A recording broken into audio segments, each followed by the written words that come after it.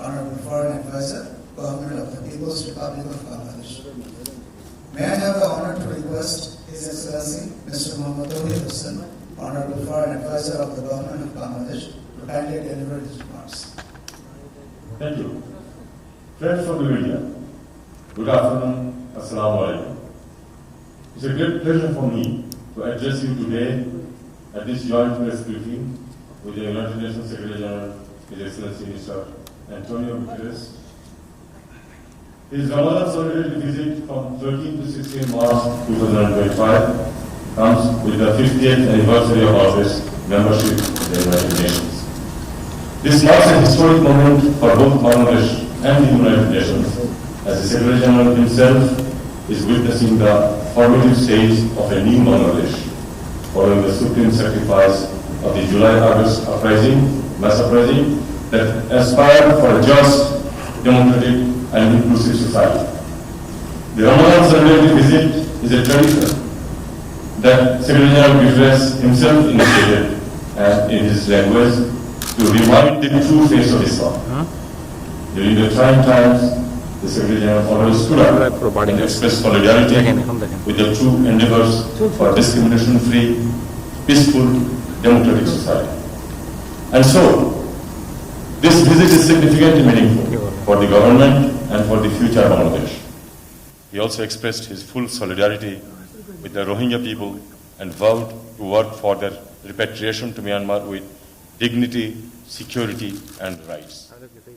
During this visit, the Secretary General and his high delegation, that includes among others Under Secretary General Ms. Rabah Fatima, met the Honorable Chief Advisor, visited Cox's Bazar Rohingya camps, met the Rohingya children and youth, witnessed how they get equipped with portable skills and learning opportunities for a dignified return to their homeland, and had an extraordinary historical solidarity iftar with more than 100,000 Rohingya people along with the Honorable Chief Advisor.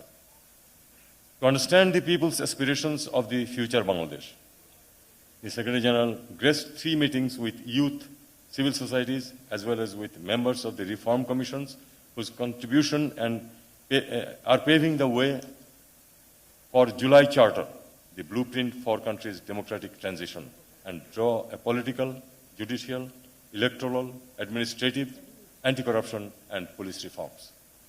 During this visit, the Secretary General learned how desperately the Rohingyas want to return to their motherland, uphold their identity, enjoy their rights in the land they will own, and live a life they consider dignified. They are loud and clear that they see a dignified life in their forefathers' land, Rakhine, not in the neighboring country's shelter, the Cox's Bazar camp. They said, even an insect has its own home, but we don't have. Thus, they defined voluntariness and dignity for themselves. The Secretary General, with his gracious presence at Rohingya camp, expressed solidarity to the cravings of the Rohingyas. He spoke aloud to draw the urgent attention of the international community, to extend all-out support to stand by the Rohingyas, to keep spotlight on them, the most discriminated people of the world. He also assured to provide his support to the successful holding of the UN conference on Rohingya in September 2025. The Secretary General also learned what legacy the interim government was left with when they took charge. He appreciated the complexities of the reform process for a free and fair election and a real transformation of the country. He promised the UN's total commitment to the reform process under the leadership of Honorable Chief Advisor and said he will do whatever he can to support the endeavors of the interim government and stand by Bangladesh and its people. The SG also expressed concern with the disinformation targeted against Bangladesh. His visit would more than counterweigh the misinformation and disinformation campaign and the attempts to destabilize Bangladesh. His assurance of support would help us in our successful reform process and our transition to democracy in line with the common aspirations of the people of Bangladesh. I thank you all. Thank you, Excellency. Now, may I have the honor to request His Excellency Mr. António Guterres, Secretary General of the United Nations, to kindly deliver his remarks. I want to thank Chief Advisor Yunus and Foreign Advisor Hussein, the interim government, and the people of Bangladesh for your warm welcome. And I want to send my heartfelt greetings to Muslims across Bangladesh and around the world observing the holy month of Ramadan. Ramadan is a time of reflection, spiritual renewal, and unity.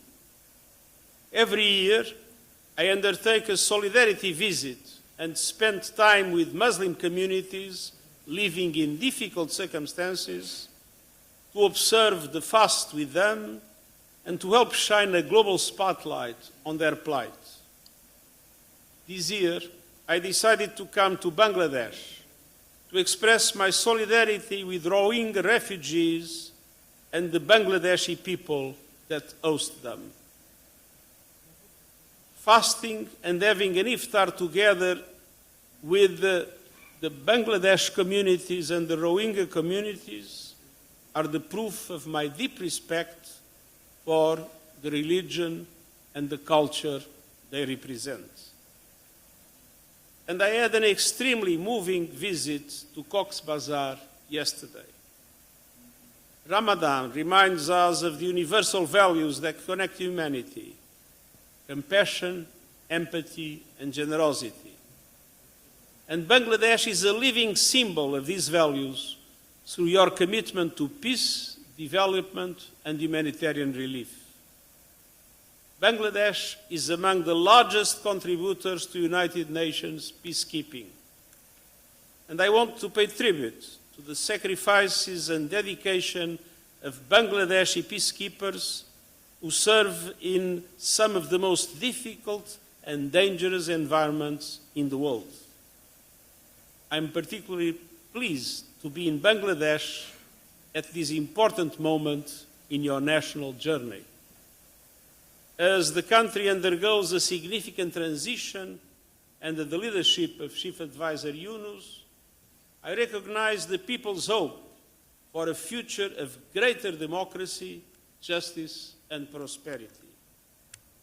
This is a pivotal moment for Bangladesh, and the international community must play its part in supporting your efforts towards a just, inclusive, and prosperous future.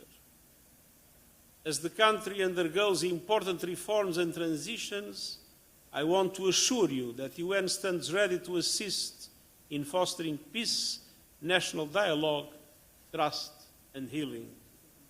You can count on the UN to be your steadfast partner, working alongside the government and the people of Bangladesh to help build a sustainable, equitable future for all. Ladies and gentlemen of the media, I want to underscore Bangladesh's extraordinary generosity in responding to the Rohingya crisis. It is a testament to your enduring humanitarian spirit. For years, the people of this nation, especially the communities in Cox's Bazar, have hosted over 1 million refugees fleeing violence and persecution.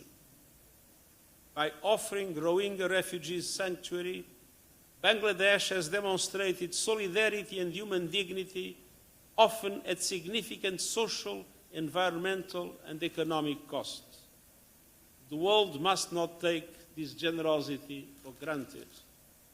I will continue to urge the international community to take greater responsibility and provide the necessary financial and political support for both the refugees and their host communities.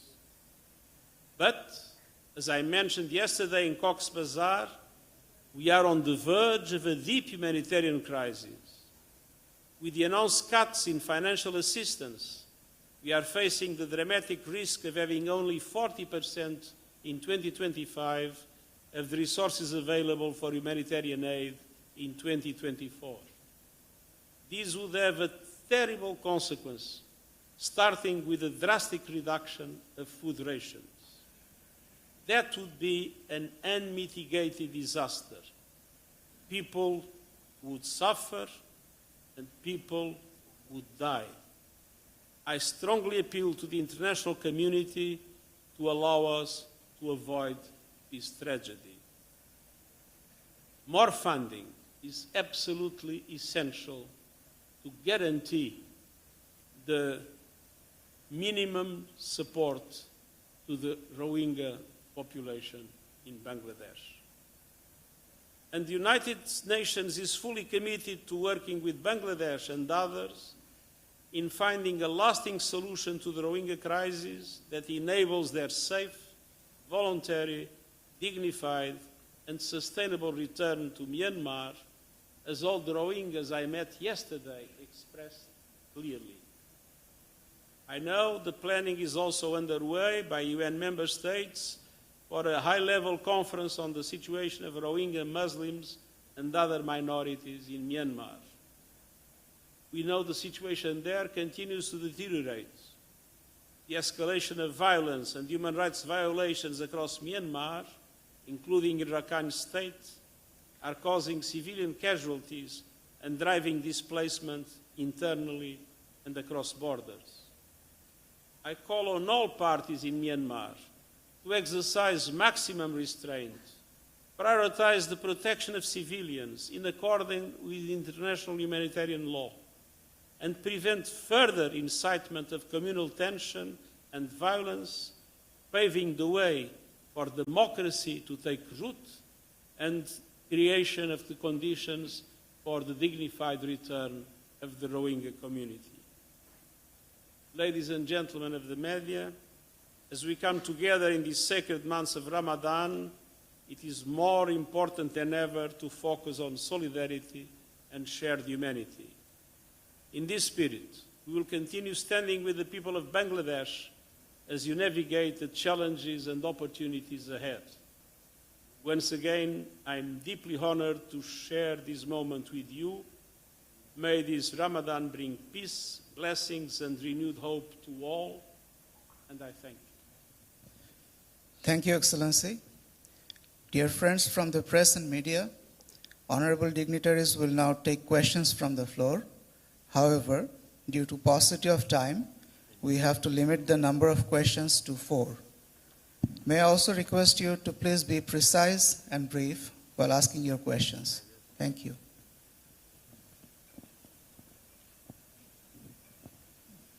Hi, this is Sabiha. I'm currently working at AFP. My question is to His Excellency Mr. Tauhid Hussain. Has the issue of establishing a humanitarian corridor been discussed during this visit? Was there any formal request from the UN, and what was your reply?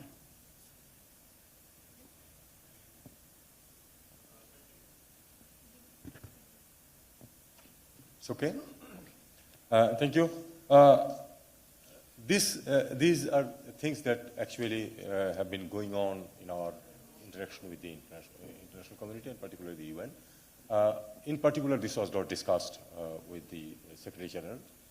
This is much more of an operational matter, which we will, of course, deal with the local officers of the UN.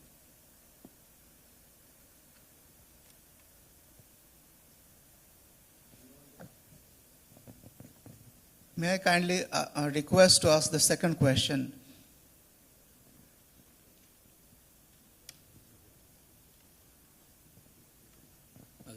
Thank you. This is Mustafiz. I work for News, English Daily. My question to Foreign Advisor.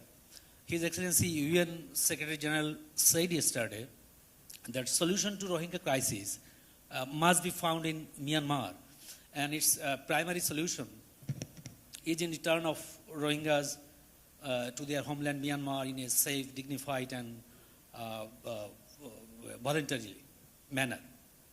So have you got any assurance from UN Secretary General or UN support, assurance of UN support in return of Rohingyas to their homeland? And my second question, do you seek any UN support for return of deposed Prime Minister Sheikh Hasina for justice for crimes committed against humanity during July massacre? Thank you. Since Delhi is not responding to Bangladesh's request for her extradition. Thank you.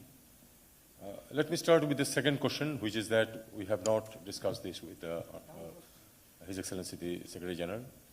About the return of the Rohingyas, we are very clear, and you all are very clear about the position that the Secretary General has, and it absolutely coincides with the position of Bangladesh. We want them to return with dignity, with rights, and in security. And this is exactly His Excellency has also mentioned to you right now also and all along. And we believe that and we know it, that the UN is keen to help us in all respects in this regard. So are many of our friends in the international community. The issue is, as you have mentioned and as we all agree, is that the solution lies on the other side of the border. And it is time that we unify our efforts to press on the Myanmar authorities. I am not saying only the authority, because there are new realities on the borders. We know that. Let us not go details into it. So we have to convince all of them and put appropriate pressure so that they can go back to their rightful place in dignity and honor.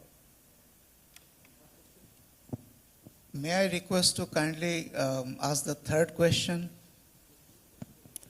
Okay, thank you.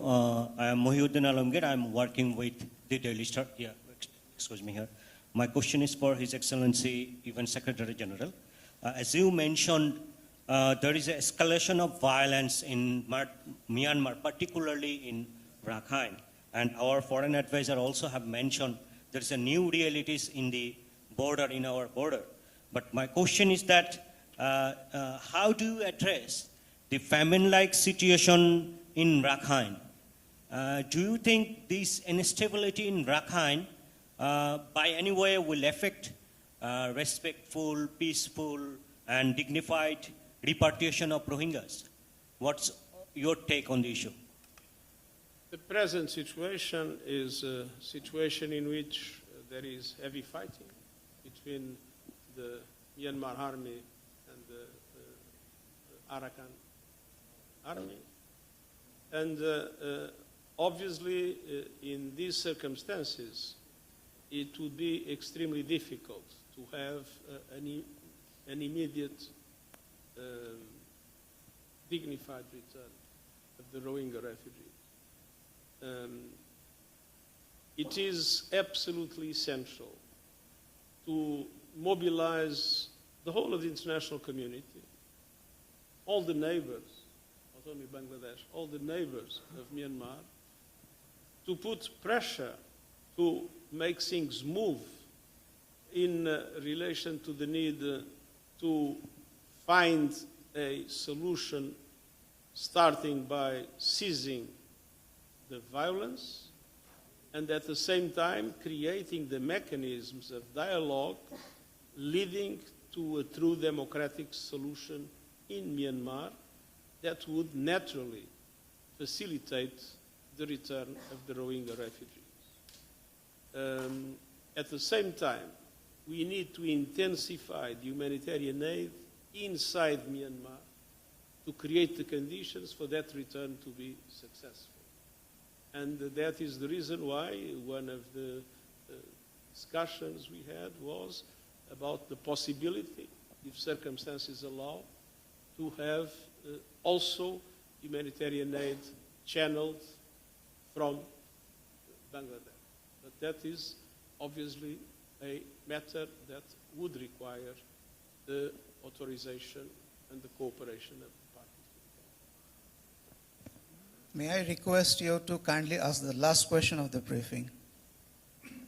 Your Excellency, my name is Mir Mustafizur Rahman. I'm from the Financial Express. My question is that since the UN envoys who visited Dhaka recently, they told us that they're in touch with all the stakeholders of the crisis, I mean, including the Arakan army. So do you think that the Arakan army is more favorable in resolving the Rohingya crisis or repatriation? And my second question is, when you talk about the international pressure on Myanmar. So do you suggest more vigorous sanctions like the Europeans do against Russia or elsewhere against Myanmar? Thank you. First of all, the Arakan army is an entity with which I believe a necessary dialogue must take place. We know that in the past the relations between the Rakhine and the Rohingya communities were not easy, and so I think it's important to engage the Arakan army in order for the full respect of the rights of the Rohingya population in Rakhine. In relation to the second question was, I believe that sanctions are one possible instrument. Of course, we would need, and it is difficult to obtain, Security Council approval for sanctions in relation to Myanmar. But those sanctions not being possible, I think it's essential to increase the pressure of all the neighbors in relation to Myanmar in order to guarantee that fighting ends and that a way towards democracy is finally reestablished. The joint press briefing ends here. Thank you all. Thank you very much. Thank you.